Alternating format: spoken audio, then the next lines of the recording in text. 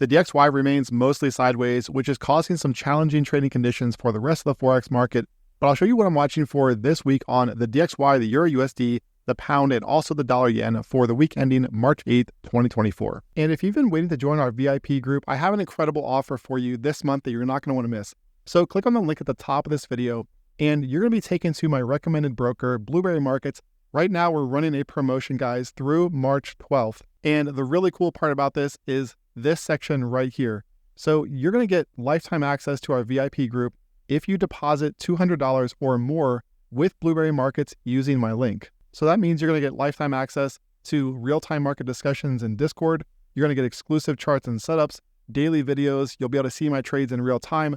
Plus, you're going to get lifetime access to the upcoming course. All for depositing just $200 or more with my broker.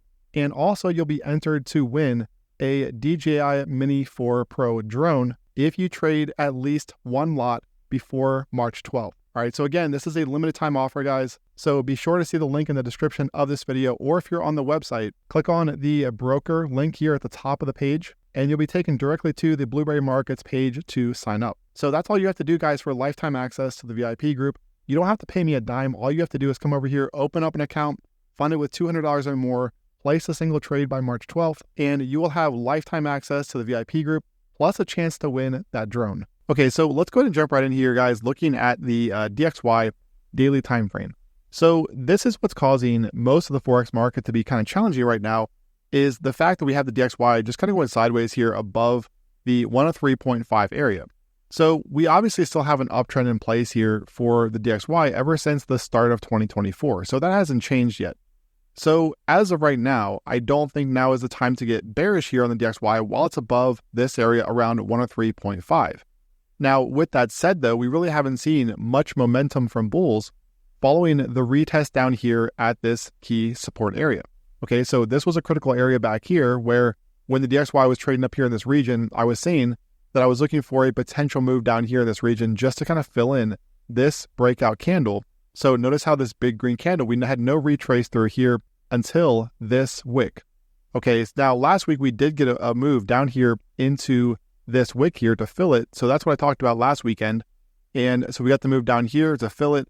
We got a move up, a nice move up on Thursday. However, Friday kind of fell short of following through. We got the move lower and it took out all Thursday's gains and even Wednesday. So the direction for the DXY is still unclear, guys. We have an uptrend. Yes, it is still holding above support.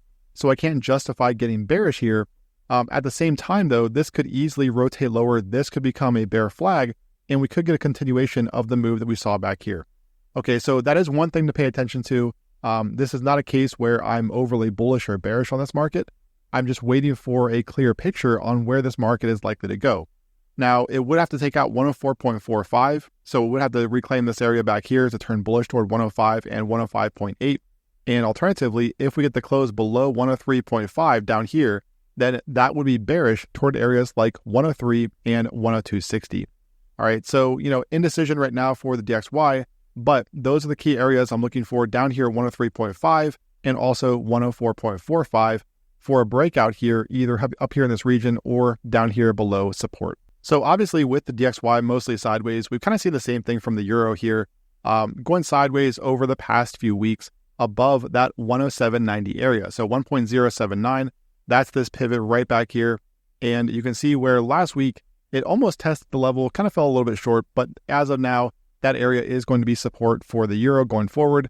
And this level down here, this trend line from that 2022 low, is going to be the other level that we're watching if we get a bullish move. Okay, so this is what's challenging about the euro right now, is that even though you could classify this as bullish consolidation right here, right? Uptrend back here, bullish consolidation, potential breakout.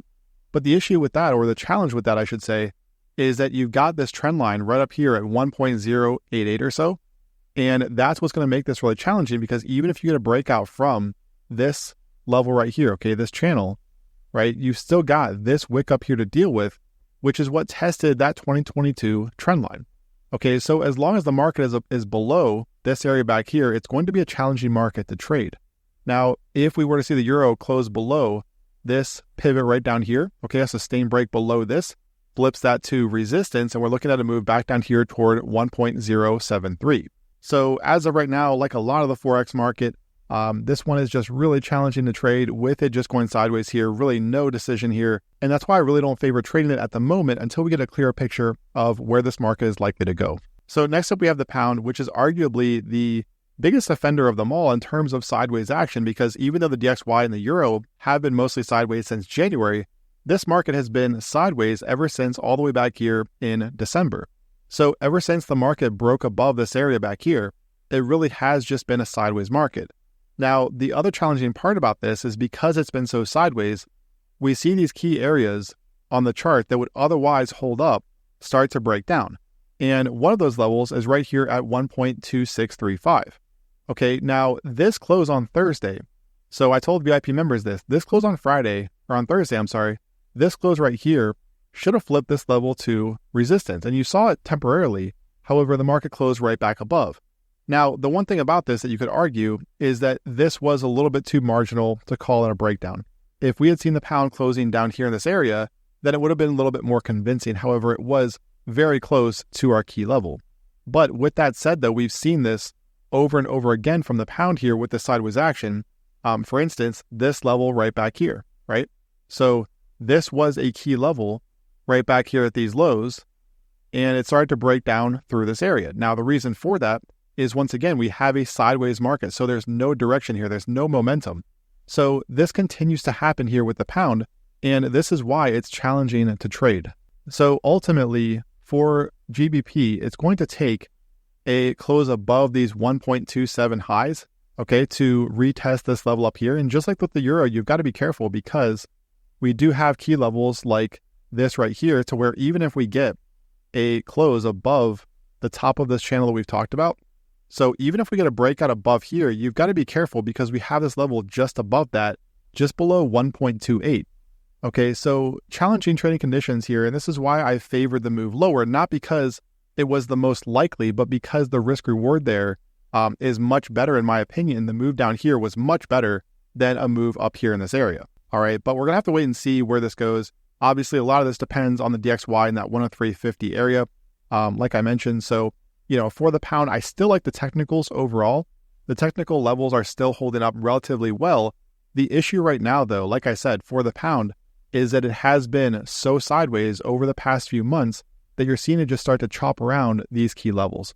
So really, like I said, until we get a breakout, a clean breakout here, but really even these highs up here in this region or a break below these lows, it's going to be a difficult market to trade. So last up, we have the dollar yen here, which is coming off of a trend line that it broke below last week. So we'll talk about that in a moment. First, though, I do want to mention that, I've talked about this before, but we do have an uptrend going all the way back here toward 2022. So we've got this trend line that has held up incredibly well. We've also got these highs up here at 152, which the market is trading just below. So a lot of times when you get a market coming this close to a significant level like this, it does tend to serve as a magnet for price. So keep that in mind as we move forward.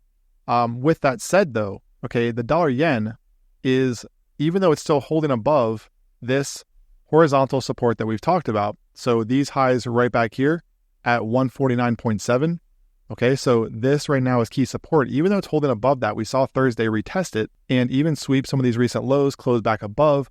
The issue here with trying to long this at the moment is the fact that, first of all, it hasn't been able to overcome these highs up here. And second, we've got this trend line off of this low, right, that intersects with this low right here. We've got this low from last week. And notice how Thursday closed below. And look at Friday's high right off of that key level. Okay, so this doesn't mean that the dollar yen has to move lower. The reason for that, this is a very steep trend line. We could just see the market, retest here and do this for a while and then come up here and retest 152.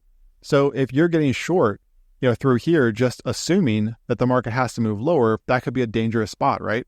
So it doesn't have to mean that the market's going to move lower, but it is a sign of weakness, or at least a reason to be a little bit cautious about being bullish here. Because if this were a bullish market, we would have seen this low right here retest as it did, and then consolidate, and then move up here and retest 152, right? We would have seen a retest up here, sometime last week, or at least the market would have held above this trend line. But instead, we're getting a breakdown here, which is showing some weakness here for the dollar.